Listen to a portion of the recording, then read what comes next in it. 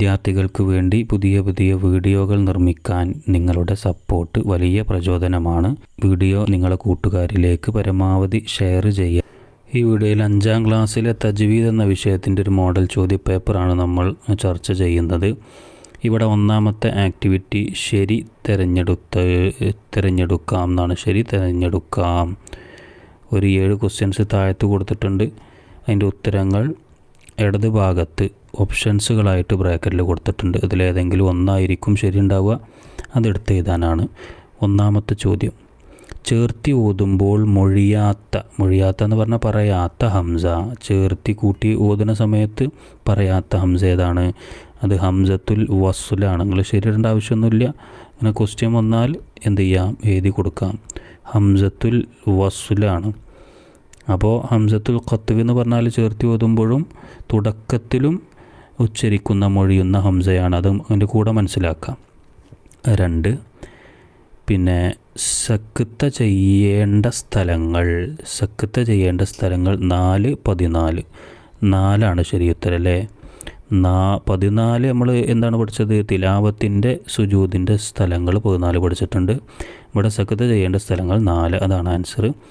മൂന്നാമത്തത് ഖീല അലൈഹിൽ വഖഫ്. ഇത് വഖഫിൻ്റെ ഒരു വഖഫുമായി ബന്ധപ്പെട്ടതാണ് അല്ലേ? ഖീല അലൈഹിൽ വഖഫ് എന്ന് പറഞ്ഞാൽ വഖഫ് ചെയ്യലാണ് നല്ലത് എന്നാണോ, അതോ നിർത്താമെന്ന അഭിപ്രായമുണ്ട് എന്നാണോ? ഇതാണ്, നിർത്താമെന്ന് അഭിപ്രായമുണ്ട്. ഖീല, മനസ്സിലായോ? നിർത്താമെന്ന്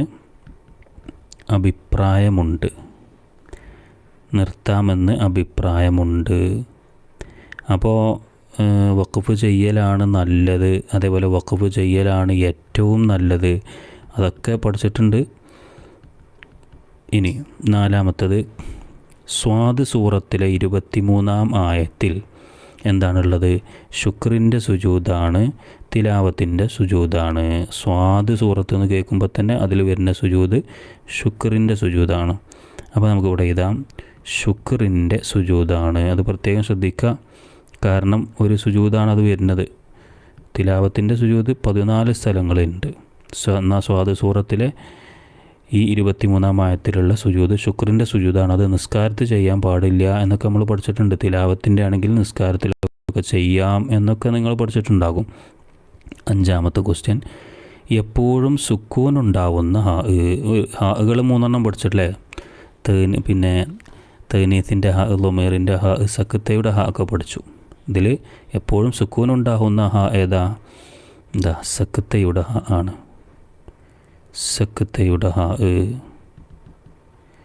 സക്തയുടെ ഹാ നമ്മൾ ഉദാഹരണങ്ങളൊക്കെ പഠിച്ചിട്ടുണ്ട്. മാലിയ, ഹിസാബിയ, കിതാബിയ എന്നൊക്കെ പഠിച്ചിരിക്കണമല്ലോ. അപ്പോൾ സക്തയുടെ ഹാ എന്ന് എഴുതാം. സക്തയുടെ ഹാ. അടുത്ത ക്വസ്റ്റ്യൻ 6മത്തത്, നീട്ടി ഓതേണ്ട ഹാ ഉല്ലമീറിന് ഉദാഹരണം. ഹാ ഉല്ലമീറാണ്, അഥവാ ഹു, ഹാ എന്നൊക്കെ അവസാനം വരും. അതിൽ നീട്ടി ഓതേണ്ടുന്ന ഹാ എൻ്റെ ലൊമീർ. ഇവിടെ വബിഹി യസ്തഅജിലൂൻ അൻഹു തലഹ എന്നുണ്ട്. അതിലിപ്പോൾ നീട്ടി ഓതേണ്ട ഹാ ഉല്ലമീറിൻ്റെ ഉദാഹരണം ഏതാ? ഫസ്റ്റത്തെ ഏതാണ്? വബിഹി യസ്തഹി. ഇതാണ് ഹാ ഉല്ലമീർ. അതൊന്ന് നീട്ടണം. വബിഹി യസ്തഅജിലൂൻ എന്നോദണം. കാരണം ഈ ഹാഇൻ്റെ മുമ്പും ഹർക്കത്തുണ്ട്, ശേഷവും ഹർക്കത്തുണ്ട്. ഇപ്പോൾ മുമ്പും ശേഷമൊക്കെ ഹർക്കത്തുണ്ടെങ്കിൽ എന്ത് ചെയ്യണം? നീട്ടി ഓതണം, കുറച്ച് നീട്ടി ഓതണം. വബിഹി എന്ന് കുറച്ച് നീട്ടണം എന്നർത്ഥം. എന്നാൽ അതിൻ്റെ അപ്പുറത്തുള്ളത് അൻഹു തലഹ എന്നാണ്. അത് നീട്ടാനും പാടില്ല. കാരണം ഇവിടെ ഈ ഹാ ഉല്ലമീറിൻ്റെ മുമ്പ് സുക്കൂനാണ് വന്നിരിക്കുന്നത്. അപ്പോൾ നീട്ടാൻ പാടില്ല. മുമ്പോ ശേഷമൊക്കെ സുക്കൂൻ വന്നാൽ നീട്ടാൻ പാടില്ല എന്നൊക്കെ പഠിച്ചിട്ടുണ്ട്. 7മത്തത്, ഉച്ചരിക്കുമ്പോൾ ശബ്ദഗതി അണ്ണാക്കിലേക്ക് ഉയരൽ. അത് ഇത്ബാഖാണോ ഇസ്തിഅല ആണോ? ഉച്ചരിക്കുമ്പോൾ ശബ്ദഗതി അണ്ണാക്കിലേക്ക് ഉയരൽ ഇസ്തിഅല ആണ്. ഇസ്തിഅല. അക്ഷരങ്ങളൊക്കെ ഓർമ്മ ഉണ്ടാവുമെന്ന് പ്രതീക്ഷിക്കുകയാണ്. 2മത്തെ ആക്ടിവിറ്റി യോജിച്ചത് ചേർക്കാം എന്നാണ്. യോജിച്ചത് ചേർക്കാം. ഇവിടെ ആദ്യത്തെ ഒരു കള്ളിയിൽ പിന്നെ വഖഫിൻ്റെ അടയാളങ്ങൾ കൊടുത്തിട്ടുണ്ട്. അതിൻ്റെ പേര് ലാസ്റ്റ് കള്ളിയിലുണ്ട്. അപ്പോൾ അതിനോട് യോജിക്കുന്നത് ഇങ്ങോട്ട് എടുത്ത് എഴുതാനാണ്, ഈ ഭാഗത്ത് എടുത്ത് എഴുതാനാണ്. അതിൽ ഒന്നാമത്തത് ത്വ ആണ്. ത്വ ത്വ പറഞ്ഞാൽ ഇതിലേതാ വഖഫ് മുജവ്വദ് ജായിസ് ലാസിം ഔല